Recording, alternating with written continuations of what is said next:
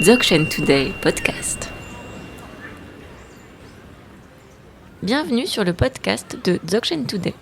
Cette série, intitulée Dzogchen au quotidien, est conçue pour nous permettre de nous familiariser avec la vision du Dzogchen et ce qu'elle peut nous apporter au quotidien, au travers de témoignages personnels et de courtes pratiques.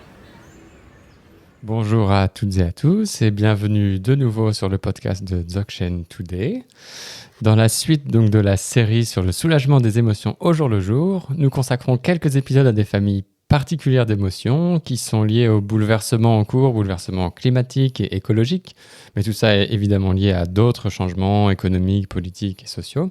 Mais dans cet épisode, nous allons approfondir en particulier la famille d'émotions liées à la peur de l'incertitude, de l'inconnu, ou à l'angoisse diffuse que l'on peut ressentir face au lendemain. Et pour ce faire, nous avons deux personnes qui sont venues généreusement avec nous pour en discuter. Mila Kenserine-Poche. Bonjour. Bonjour. Comment ça va depuis quand d'ailleurs? Ça fait quelques mois là qu'on ne s'est pas vu. Oh là là, ça fait trop. Trop de temps passe entre chaque épisode. Oui, On vous voudrait plus souvent ici. Ah non, c'est gentil. Merci à vous d'être présent. Merci. Et Damien Cavrois qui est avec nous aujourd'hui. Bonjour. Je vais vous présenter très brièvement. Mila Kense, donc ça n'a pas changé, nous semble-t-il. Vous êtes chercheur universitaire de formation, consultant, Toujours. enseignant Toujours. du Dzogchen Toujours. et formé de façon traditionnelle dans l'Himalaya et en Europe. C'est bon. Et toujours détenteur de lignée. Toujours. Damien Cavrois, quant à vous, vous êtes architecte de formation et vous vous êtes reconverti dans l'élagage et plus particulièrement en tant qu'arboriste grimpeur. Et ces deux activités d'architecte et d'élagage sont liées pour vous dans votre activité. Et aujourd'hui, avec votre compagne, vous créez, réalisez et entretenez des jardins diversifiés, principalement en Belgique. C'est exact. C'est exact. Donc, comme nous l'avons évoqué précédemment, donc, les conditions changent, climatiques, politiques, et elles ont un impact fort sur les individus, sur le plan personnel. Et ça nous fait réaliser, en particulier si on pense au changement climatique, que l'on ne maîtrise pas tout, voire peut-être pas grand-chose. Et donc dans cette situation, plusieurs types de réactions et d'émotions peuvent émerger ou peuvent arriver. Et donc là, on va plus particulièrement parler de la peur ou d'une peur profonde ou d'un sentiment d'angoisse diffus qui peuvent s'élever quand on fait face à ces bouleversements écologiques. Et on viendra tout à l'heure plus particulièrement sur un thème dont on a pas mal parlé ces derniers temps, qui est celui de l'éco-anxiété. Donc pour commencer, Damien, est-ce que vous pourriez nous donner brièvement votre constat en tant que professionnel du jardin sur la situation écologique ? Ok. Je dois d'abord effectivement clarifier un petit peu mon propos et simplement pour vraiment préciser que c'est une observation qui est vraiment personnelle, qui est vraiment localisée puisqu'on travaille principalement en Belgique et donc et principalement effectivement lié en tant que jardinier, c'est-à-dire qu'effectivement non pas au sein d'une nature au sens global du terme, mais principalement dans le cadre de jardin puisqu'effectivement c'est vraiment notre job principal. Pour essayer de clarifier un petit peu tout ça, je pense qu'il est toujours bien de remettre un peu les choses dans un contexte un peu plus général, c'est-à-dire que on a de plus en plus de conditions climatiques extrêmes, que ce soit excès d'eau, excès de tempête, excès de chaleur, parfois manque d'eau pendant des semaines ou des mois, qui elles ont effectivement des répercussions vraiment immédiates sur la détérioration de la nature, donc qui ont vraiment un impact tout à fait direct. Maintenant, ces conditions climatiques extrêmes engendrent également un certain nombre de stress, également sur les végétaux, et donc qui, eux, effectivement, peuvent avoir ou peuvent répercuter un certain nombre de problèmes, puisque en période de stress, comme nous, eh bien, effectivement, on a un affaiblissement, et donc et comme les plantes deviennent beaucoup plus sensibles à différents types de pathogènes, et qui fait qu'effectivement, on commence à voir apparaître un peu partout en Europe et bien évidemment en Belgique des dépérissements complets de certaines espèces dus à des attaques de certains insectes qui, eux, se sont installés sur des sujets beaucoup plus faibles. Quand vous parlez des pathogènes, Mais par exemple, il y a des exemples très concrets comme le problème de la scolyte, du scolyte sur pas mal de conifères, notamment les épicéas. On voit qu'on a des forêts entières d'épicéas qui commencent à disparaître. Donc voilà, c'est également des acariens sur certains pins. Donc voilà, il y a quand même beaucoup de choses. Il y a des champignons aussi qui commencent à apparaître de plus en plus régulièrement en Belgique, ce qui n'était pas le cas il y a quelques années. il y a 10 ans, mais là maintenant, depuis 5-6 ans, et ces changements climatiques ou ces conditions extrêmes, on voit vraiment de plus en plus de problèmes qui sont indirectement ou directement liés à ces conditions extrêmes. Et ça, vous vous rendez bien compte, ce n'est pas que en Belgique. Vous avez des exemples de collègues autre part? Oui, par exemple, voilà, on a effectivement, on a par exemple des observations. Donc là, on parle effectivement des conditions climatiques extrêmes. Maintenant, on observe également d'autres types d'anomalies. Comme là dernièrement, simplement au mois de septembre, on voit des cerisiers qui commencent à être en fleurs, ce qui est tout à fait anormal puisque le cerisier fleurit en début de saison, et on a certains clients, enfin, notamment une cliente qui est chilienne, et elle nous explique que son père voit le même phénomène de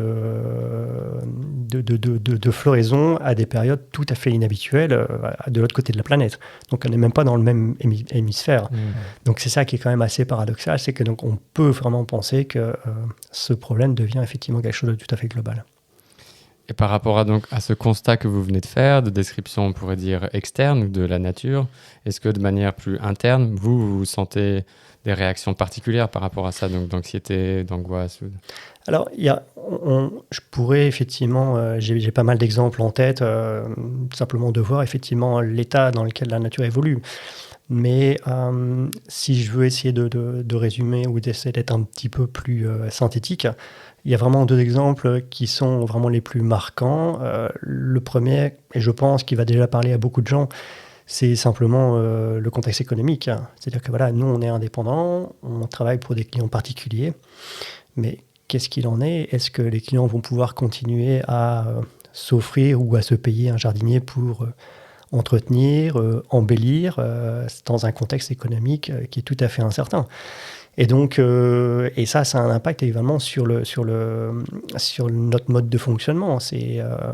Faut-il continuer à investir? Devons-nous employer du personnel? C'est beaucoup de questions. Parfois, juste se poser la bête question de dire la voiture est en panne, ou elle est en fin de vie, ou elle commence à être vieille. Je change ou je répare? Et donc, c'est des sujets tout à fait bêtes auxquels on n'a pas de réponse. Et donc, ça peut même faire très peur de se retrouver avec aucune prise et sans savoir exactement si la prise de décision va être correcte ou pas. Et le second exemple, qui lui par contre est beaucoup plus personnel, mais qui a de toute façon un lien avec effectivement ces changements climatiques, c'est, je suis papa d'une petite fille de 15 mois exactement aujourd'hui, donc jour pour jour. Joyeux anniversaire. Merci beaucoup. Enfin, coucou. Et je me souviens effectivement quelques mois avoir été pris d'une profonde vraiment angoisse, une angoisse complète, en pensant simplement à dans quel avenir, enfin dans quel va être l'environnement dans lequel elle va pouvoir grandir. Elle est encore tout bébé. On voit de plus en plus de choses qui vont pas dans le bon sens. A priori, ça va certainement pas s'améliorer tout de suite. Et donc voilà. Et moi, en tant que père, mon rôle, c'est peut-être de l'y préparer, mais est-ce que c'est possible de l'y préparer? Qu'est-ce qu'il en est? Donc j'ai beaucoup de questions, et je me souviens effectivement avoir été pris d'un stress terrible parce que je me sentais complètement démuni par rapport à toutes ces questions.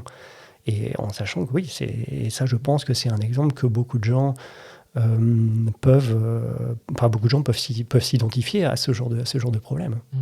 Et est-ce que vous pourriez décrire un peu plus précisément encore donc ces types d'émotions, d'angoisse, d'anxiété ou le stress dont vous venez de parler, à quoi ça ressemble en fait dans votre expérience? Mais ça a été vraiment comme une perte totale de repères, c'est-à-dire aucune prise, même un mode de raisonnement que je pourrais qualifier presque de rationnel ne suffit pas à calmer ces angoisses, parce qu'à mon avis, on était très proche de l'angoisse.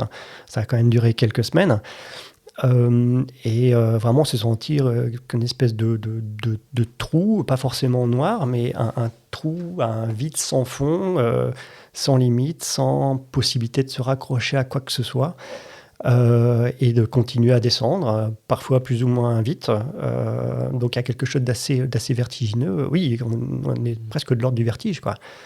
Donc oui, ça a été vraiment des émotions extrêmement fortes. Et puis, et que faire? Et là-dessus, pas de réponse, quoi. Et c'est là où je me tourne à présent vers Mila Kinsey. Par rapport aux constats et aux descriptions qui viennent d'être faites, est-ce que vous pourriez nous donner un peu le point de vue du Dzogchen, ou le regard particulier que le Dzogchen peut porter sur ce type d'émotions, de peur, d'angoisse et donc d'éco-anxiété aussi, parce qu'on a vu que certains événements Dzogchen Today portaient en partie sur cette thématique. Vous vouliez partager avec nous? Ce que Damien ici met en avant, c'est vraiment l'incertitude. L'incertitude du lendemain, l'incertitude des conditions.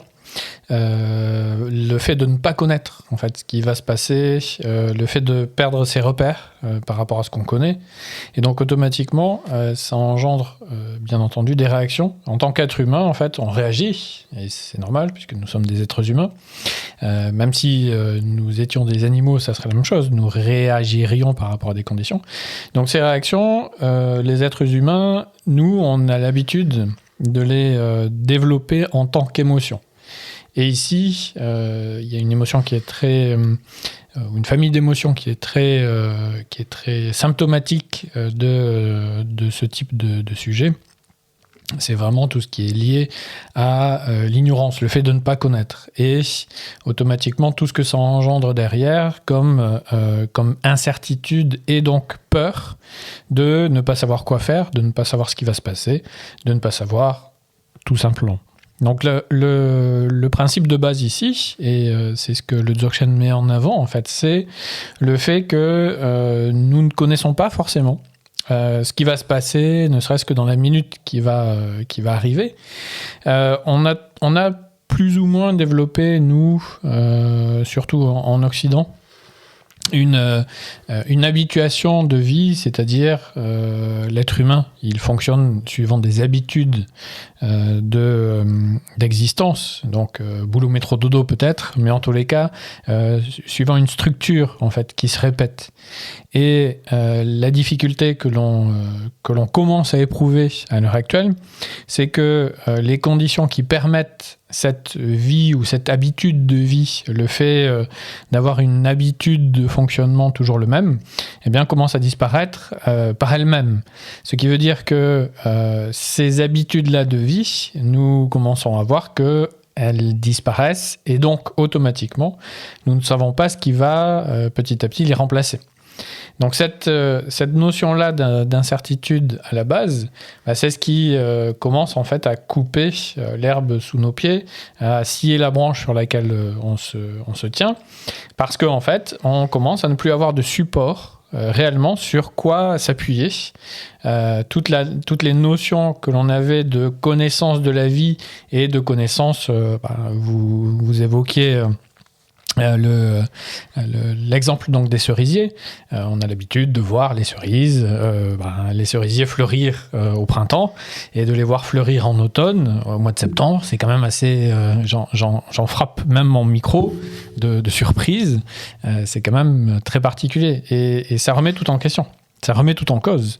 Et ce que l'on voit derrière, c'est que par rapport à nouveau à ces conditions qui changent complètement, que l'on ne connaît pas, eh bien, nous n'avons pas les réponses. Et c'est ce qui a été dit aussi. Nous n'avons pas les réponses parce que ce sont des situations qui sont nouvelles pour nous. Nous n'avons pas, en fait, les moyens de répondre à cette évolution. Et encore pire derrière, c'est que très certainement, comme ça a été dit aussi, cette évolution n'est pas terminée. Et que les défis auxquels on va répondre peut-être maintenant vont devoir évoluer aussi, parce que ça va être en continuelle évolution. Donc on est là dans une perspective d'anxiété, et c'est de ça dont il s'agit, d'anxiété en termes d'émotion, par rapport au fait que nous n'avons pas les moyens de répondre aux conditions qui se développent très vite, et nous n'avons pas non plus les moyens d'arriver à absorber pour nous-mêmes, de manière personnelle, ce changement-là, qui est un changement trop important, trop vaste. Là, encore une fois, avec les cerisiers, on voit que au Chili, ils changent comme ici, ce qui veut dire que c'est global. Et adresser une réponse globale, alors que nous, on vit de manière assez locale. On est, voilà, Damien, tu es en Belgique, Grégoire, tu es où? En Belgique. Moi, je ne suis pas en Belgique. Bon, ça va, on est sauvés. Le truc, c'est que on est vraiment localisé, mais on s'aperçoit que le problème est général. Et donc, il y a aussi une notion d'impuissance, une notion de peur par rapport à ça, parce que l'échelle est vraiment très, très grande. Merci beaucoup pour ça. Et Damien, si je reviens vers vous, en tant que jeune pratiquant, si je peux me permettre l'expression, Tout à fait, c'est le cas. de cette tradition, ça fait quelques années que vous avez rencontré cette tradition de Dzogchen. Oui, tout à fait. Voilà, je suis un peu plus actif depuis vraiment 3 ans, même si j'avais déjà eu quelques brides il y a sans doute une dizaine d'années, un peu par hasard. Bon, après, voilà. Mais en tout cas, voilà, il y a vraiment depuis 3 ans, je suis de manière beaucoup plus régulière les enseignements et j'essaie de pratiquer le plus au quotidien possible. Et donc ces enseignements vous ont apporté quelque chose qui permet de faire face à ces situations, des choses que vous arrivez à mettre en place dans votre quotidien? Alors, bon, voilà, en tant que jeune pratiquant, il y a certainement énormément de choses qui me dépassent complètement, mais en tout cas, il y a quand même un élément qui pour moi est extrêmement clair, c'est que quand je suis soumis ou quand je suis soumis à une émotion, je vois très très clairement par rapport à il y a 10-15 ans que parfois je subissais par exemple des excès de colère, des excès d'émotion, vraiment je les subissais complètement. Et là j'ai vraiment l'impression que simplement agir d'une certaine manière en tant qu'observateur de ce phénomène-là commence à faire en sorte que je puisse avoir une part active dans ce processus. Et donc il y a quelque chose d'extrêmement réjouissant de se dire je ne suis plus soumis ou balayé par ces phénomènes d'éco-anxiété, mais je peux, même moi, en tant que simple observateur, commencer à avoir une prise, donc vraiment avoir cette part active. Et donc je trouve qu'il y a vraiment quelque chose, une dynamique qui commence vraiment à se mettre en place et qui est très très réjouissante et qui donne envie d'aller de plus en plus loin, parce que on commence à tenir un fil et puis on n'a qu'une envie, c'est continuer à tirer dessus pour voir jusqu'où ça va. Et vous avez un autre exemple précis encore, donc face à ces sentiments d'angoisse ou d'anxiété, comment vous faites en fait quand ça se présente à vous, par exemple lors de votre activité professionnelle? Quelque chose vous submerge, vous êtes balayé? Mais bon voilà, je peux effectivement soit être complètement balayé. Après, ma présence d'esprit fait que parfois je suis balayé et au bout de quelques heures, je me dis mais bon, ok, là je suis pris par quelque chose et là juste le fait d'avoir la présence d'esprit, de voir ce qui est en train de se passer, eh bien fait que la tension redescend, la pression redescend et naturellement il y a toujours un peu plus de clarté. Et je vois que généralement ce phénomène ou ces émotions disparaissent plus ou moins rapidement, mais en tout cas elles disparaissent simplement par la prise de conscience de ce phénomène, de ces émotions. Merci beaucoup. Ça recoupe un certain nombre d'autres observations qu'on a pu trouver d'autres pratiquantes et pratiquants dans d'autres podcasts. Et donc, Mila Kensei, comme à notre habitude, pour terminer cet épisode, est-ce que vous accepteriez gracieusement, gentiment, généreusement, de nous partager un autre petit exercice pour justement aider à faire face à ces situations? Un petit exercice très simple, vraiment très très très très simple, tout bête. C'est que ici, en fait, nous sommes dans la perspective des émotions liées à la peur, l'anxiété, etc. Donc, bien entendu tourner vers l'éco-anxiété, mais l'éco-anxiété reste de l'anxiété.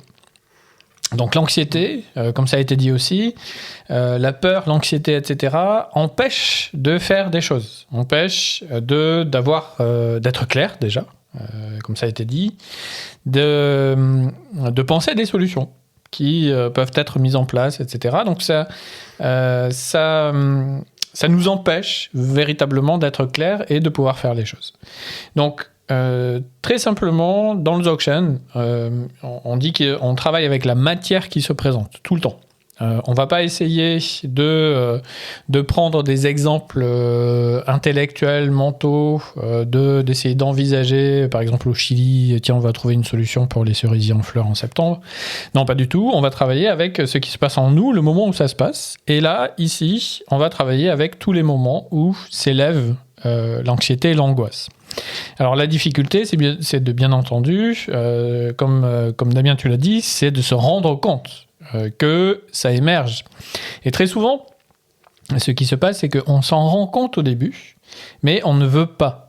On ne veut pas y faire quelque chose. On ne veut pas avoir une incidence dessus, puisque nous, notre caractéristique en tant qu'être humain, c'est qu'on a toujours tendance à fuir nos émotions parce qu'elles sont désagréables. Surtout, bien entendu, si ce sont des émotions désagréables, bien sûr. Si on part de ce constat, on réalise assez rapidement en fait qu'il se passe quelque chose en nous, qu'il y a une sensation qui est vraiment désagréable, on sent que c'est désagréable. Et donc on va la fuir. Donc ici, ce qui est proposé, c'est que dès qu'émerge en fait une sensation désagréable, alors bien sûr on peut le faire avec toutes les sensations désagréables liées aux émotions, là vous pouvez tout à fait envisager de resserrer en fait l'aspect d'observation sur les émotions liées à la peur, l'angoisse, l'anxiété. Mais dès qu'on a l'impression que la sensation de la peur s'élève, par exemple, eh bien, on va simplement s'arrêter. C'est-à-dire, on arrête tout mouvement, tout ce que l'on fait. Donc, par exemple, si on est dans le jardin de quelqu'un ou son jardin en train de cueillir, par exemple, une cerise au mois de septembre et qu'on se dit en septembre, une cerise, donc là, il y a une émotion. On va s'arrêter là. On va se rendre compte qu'il y a cette émotion. On arrête le mouvement, c'est-à-dire même si on est en train de cueillir une cerise, on arrête le mouvement dès qu'on se rend compte qu'il y a l'émotion. Et la chose que l'on va faire, c'est que l'on va lever lentement, tranquillement les yeux vers le ciel. Donc les porter quand même un petit peu, on n'a pas besoin de bouger la tête, juste porter les yeux vers le ciel. Et là, on essaie de demeurer naturellement présent. Et présent aussi à la sensation qui s'est élevée, la sensation d'émotion qui s'est élevée, mais en ayant les yeux au ciel. Et donc, on va s'apercevoir très très rapidement que le simple fait de lever les yeux au ciel coupe le lien, dans le Dzogchen, dans les traditions, on appelle ça la saisie que l'on a fait sur la sensation de l'émotion, que l'on a rendue en quelque sorte encore plus réelle, puisque on s'est dit, oups, c'est une émotion, il faut surtout pas que je la vive, je vais plutôt la fuir. Et donc automatiquement, on n'adresse pas, encore une fois, excusez-moi, c'est pas français, mais j'ai fait trop de podcasts en anglais auparavant, on ne va pas résoudre le problème parce qu'en fait, on fuit le problème. Donc, on ne voit plus le problème. Et donc, là, on va en même temps demeurer sur autre chose, c'est-à-dire que le fait de lever les yeux va créer une disruption par rapport à l'habitude que l'on a, et en même temps, on va pouvoir les yeux levés, demeurer sur cette sensation et voir qu'en fait, c'est comme si elle disparaissait dans l'espace. Et ça, c'est très intéressant parce qu'une fois qu'on le refait, on va prendre vraiment l'habitude de le faire et ainsi couper vraiment de manière très très rapide les émotions dès qu'elles émergent. Donc on peut avoir un autre type de réaction après qui n'est pas conditionné justement par la peur, et c'est là où les choses peuvent devenir intéressantes, même pour les cerisiers qui fleurissent au mois de septembre. Merci beaucoup. Et donc, pour être sûr d'avoir parfaitement compris, donc le regard levé, on reste dans cette position quelques secondes, minutes. Quelques secondes, minutes, ça va dépendre à chaque fois de la réaction. Et généralement, on s'arrête quand l'émotion en fait est bien redescendue, qu'elle s'est apaisée naturellement. Donc c'est assez rapide malgré tout. Et pour les mouvements du corps, donc vous avez pris l'exemple du cerisier. Mm-hmm. Là, à ce moment-là, on s'arrête, mais on garde la position dans laquelle on se trouve, ou on Par exemple, tout à fait, parce que ce qui est intéressant, c'est de stopper le mouvement de fuite que l'on a tendance à faire. C'est-à-dire, on va vite prendre la cerise, la manger, par exemple, et puis bloup, on va aller tailler le buis qui est à côté. On freeze, en fait, désolé, je fais plein d'anglicismes. On s'arrête, on arrête le mouvement pour justement éviter de faire un contre-mouvement qui va être un contre-mouvement de fuite. On va en fait courir ailleurs, et courir ailleurs nécessite une action ou une activité. Donc le fait de s'arrêter, ça coupe ça crée vraiment une rupture dans cette réaction qui est tout à fait normale dans ces problématiques-là, qui est donc le fight or flight, en bon français encore une fois, qui est soit l'évasion, le fait de vouloir fuir, soit le fait de combattre en fait qui émerge. Et donc le fait de couper et de lever les yeux au ciel, ça va créer une disruption totale par rapport à notre habitude. Un très grand merci. Merci à vous. Merci beaucoup. Damien, merci beaucoup d'être venu. Merci beaucoup pour l'invitation. Et je profite pour rappeler le fait que des événements Dzogchen Today ont lieu, donc là sur des durées plus longues, sur une journée, 2 journées, et que ceux-ci sont enregistrés et sont disponibles sous forme de podcast. Vous pourrez trouver le lien vers ceci sur le site de Dzogchen Today. Merci beaucoup et à la prochaine fois.